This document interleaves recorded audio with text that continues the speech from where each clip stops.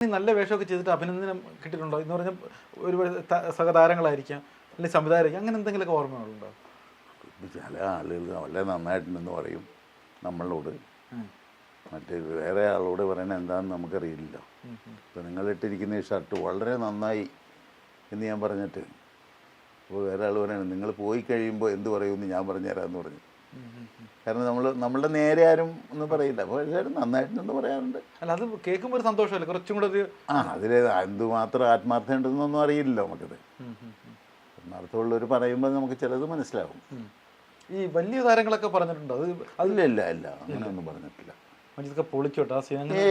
മമ്മൂട്ടി, മോഹൻലാൽ, സുരേഷ് ഗോപി, ജയറാം, ഒന്നും പറഞ്ഞിട്ടില്ല. ഈ ദിലീപിനോടൊപ്പോൾ ശുഭരാത്രി അതൊരു വെറൈറ്റി വേഷമായിരുന്നു, നിങ്ങളുടെ നാടിൻ്റെ കഥ പറയുന്നൊരു വേഷം. ഇല്ല, അതിൽ ഞാനൊരു നാട്ടുകാരനാണ്. മുഹമ്മദ് എന്ന് പറയുന്ന സിദ്ദീഖ് അഭിനയിക്കുന്ന ക്യാരക്ടറിൻ്റെ ഒരു സുഹൃത്തായിട്ട് മാത്രമേ ഉള്ളൂ. അല്ലാതെ ദിലീപിൻ്റെ ഏറ്റവും നല്ല പടം ഞാൻ പറഞ്ഞ വെള്ളരിപ്രാതിയാണ്. അതിൽ ദിലീപിൻ്റെ കാവ്യമാധവൻ്റെയും ജീവിതം തകർത്ത് അവർ സെപ്പറേറ്റ് ആക്കാൻ കൂട്ടു നിൽക്കുന്ന ഒരു ഒറ്റുകാരൻ്റെ വൃത്തികെട്ട വേഷം അവസാനം വരുന്നുണ്ട്. ഇയാൾ അല്ലാതെ പാരാലിസിസ് പിടിച്ചിട്ട് വിറച്ച് മാപ്പി ചോദിക്കുന്നതുണ്ട്. അത് ഗംഭീര സാധനമായിട്ടാണ് ചെയ്തേക്കുന്നത്. നന്നായിട്ടുണ്ട്. അങ്ങനെയൊക്കെയുള്ള വേഷം കിട്ടുകയാണെങ്കിൽ സന്തോഷമാണ്. പക്ഷെ അങ്ങനെയുള്ള വേഷങ്ങൾ പിന്നെ തേടി വരുന്നതും ഇല്ലല്ലോ, അപ്പം അതിൽ പെട്ടെന്നൊരു ബ്രേക്ക് ആവുന്നുമുണ്ട്. ഒന്നും അറിയില്ല. ദിലീപ് നമ്മളെ ഒരുപാട് പടത്തിൽ സഹായിച്ചിട്ടുണ്ട്. അതുപോലെ തന്നെ സഹായിച്ചിട്ടുള്ള ആളാണ് ബെന്നി പി നായരമ്പലം, വ്യാസൻ, എടവനക്കാട്. ദിലീപ് സപ്പോർട്ട് ചെയ്തിട്ടുണ്ടല്ലോ. ഉണ്ട്. എന്നെ ഈ വെള്ളരിപ്പരാണ്ട് ചങ്ങാതിയിലൊക്കെ എന്നെ റെക്കമെൻഡ് ചെയ്തതും ദിലീപ് തന്നെയാണ്. വേറെ ദിലീപായിട്ട് ഞാനൊരു സിനിമ അഭിനയിക്കുമ്പോഴാണ് ഇതിൻ്റെ പ്രൊഡ്യൂസറും ഡയറക്ടറും എല്ലാവരും കൂടെ അവിടെ വന്നിട്ട് കുറച്ച് കഴിഞ്ഞിട്ടാണ് അവർ വന്നിട്ട് പറഞ്ഞാൽ നമ്മൾ കൂടുന്നു വെട്ടാന്ന് പറഞ്ഞത്.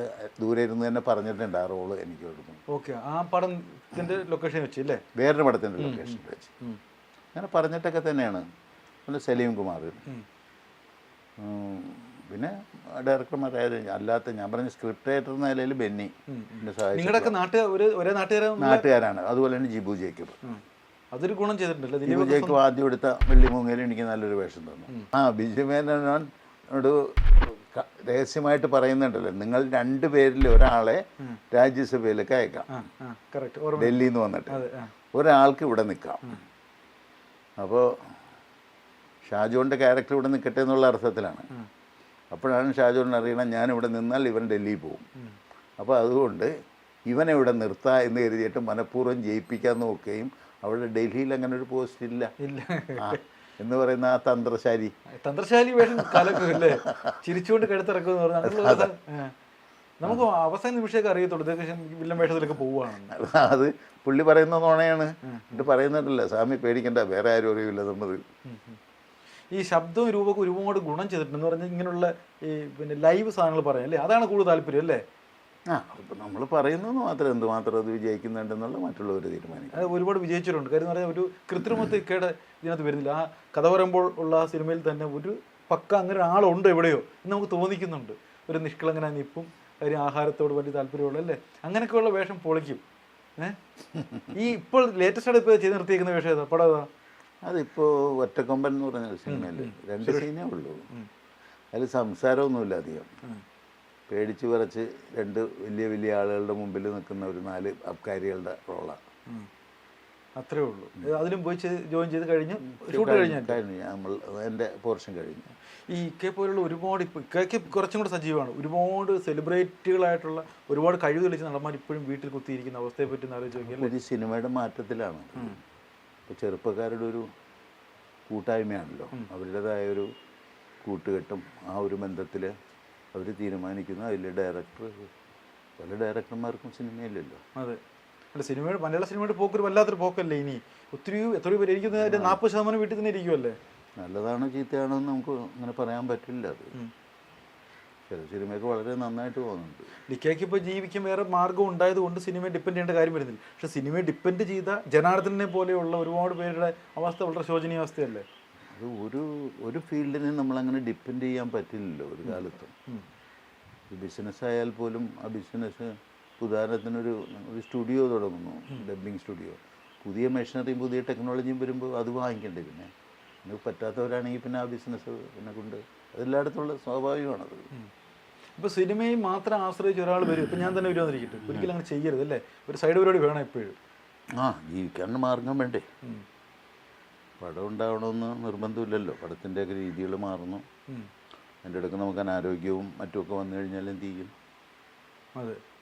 അപ്പം ഇപ്പോഴത്തെ കാലഘട്ടത്തിൽ കിട്ടുന്ന പൈസ സൂക്ഷിച്ചു വെക്കുക, അനാവശ്യമായി കളയാതെ വെച്ച് കഴിഞ്ഞാൽ പിന്നീട് ഉപയോഗിക്കാം. അല്ല, പലരുടെയും പരാജയം അതായിരുന്നില്ലേ? കിട്ടുന്ന പൈസ മുഴുവൻ അന്നൊക്കെ അടിച്ചു പൊളിച്ച് ഇപ്പോൾ വൃദ്ധസദനത്തിൽ അങ്ങനെയുള്ള സ്ഥലത്തേക്കാണ് ജീവിതം എഴുതിയിരിക്കുന്നത്. അത് കണ്ടിട്ടുണ്ടോ? അങ്ങനെയുള്ള പല ആൾക്കാരുടെ അനുഭവങ്ങൾ അറിഞ്ഞിട്ടുണ്ടോ? അറിയാം.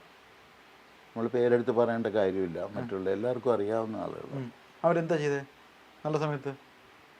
എന്താണ് അവർ ചെയ്തതെന്നറിയില്ല. ബാക്കിയുള്ളവർ അതേപോലെ അവരുടെ പോലെ റെമ്യൂണറേഷനും അതേ രീതിയിൽ വന്ന ആളുകൾ നല്ല രീതിയിൽ ജീവിക്കുകയും ഇവർ അല്ലാതെ പൈസ ഇല്ലാതെ വൃദ്ധസാധനത്തിലും കുടുംബമില്ല അതൊക്കെ വരുന്ന ആളുകൾ ഉണ്ടായിട്ടുണ്ട്.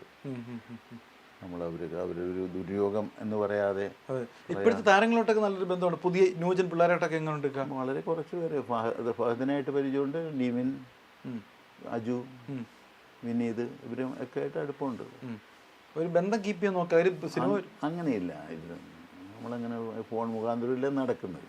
എവിടെ വെച്ചെങ്കിലും കാണുമ്പോൾ, പ്രത്യേകിച്ച് അമ്മയുടെ മീറ്റിങ്ങിനൊക്കെ കാണുമ്പോൾ എല്ലാവരും ഹാർദമായിട്ട് നമ്മളോട് അടുക്കുകയും സംസാരിക്കുകയും ഒക്കെ ചെയ്യും. അല്ല, പിന്നൊരു വിളിയും കാര്യങ്ങളൊന്നുമില്ല? ഇല്ല ഇല്ല. വിളിച്ച് വാങ്ങിച്ച് വേഷം ഏതാ? എനിക്ക് താങ്കളുടെ പടത്തിൽ ഒരു വേഷം വേണം എന്ന് പറഞ്ഞിട്ടുണ്ടോ ആരോടെങ്കിലും? ഏതെങ്കിലും സിനിമക്കാരോട് പറഞ്ഞിട്ടുണ്ടോ? ഞാൻ പറഞ്ഞിട്ടുണ്ട്. ലാൽ ജോസിനോട് ഒരിക്കൽ പറഞ്ഞു എന്നെ ഇനി മേലിൽ ചാൻസിന് വിളിക്കണ്ട. കാരണം എൻ്റെ സിനിമയിൽ ഇക്കാക്ക് പറ്റിയ വേഷമുണ്ടെങ്കിൽ ഞാൻ അങ്ങോട്ട് വിളിച്ചിരിക്കും എന്ന് പറഞ്ഞു. അപ്പോൾ പിന്നീട് ഞാൻ വിളിച്ചിട്ടില്ല. എന്നിട്ടും വേറെ വിളിച്ച് തന്നിട്ടുണ്ട്. പറയണ ഒരു ഇങ്ങനെ മറക്കില്ല എന്നുള്ള അർത്ഥത്തിലാണ് ആ പറയണത്. അദ്ദേഹത്തിൻ്റെ എല്ലാ പടത്തിലും ഉണ്ടല്ലേ? എല്ലാ പടത്തിലും ഇല്ല.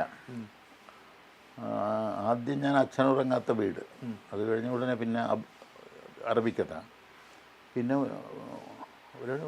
അവസാനം ഞാൻ അഭിനയിച്ചത് 7 സുന്ദര രാത്രികൾ. അവരുടെയൊക്കെ മനസ്സിലുണ്ട്, ചില ആൾക്കാരുടെ മനസ്സില്ലേ? ഉണ്ട്, നമ്മൾ ഓർക്കുന്ന ആളുകളാണ്. ഇപ്പോഴും ലാൽ ജോസ് എനിക്ക് മെസ്സേജ് അയക്കുകയും പുള്ളിയുടെ യാത്രയുടെ ലിങ്ക് അയച്ചു തരികയൊക്കെ ചെയ്യും. അതുപോലെ കമൽ സാറും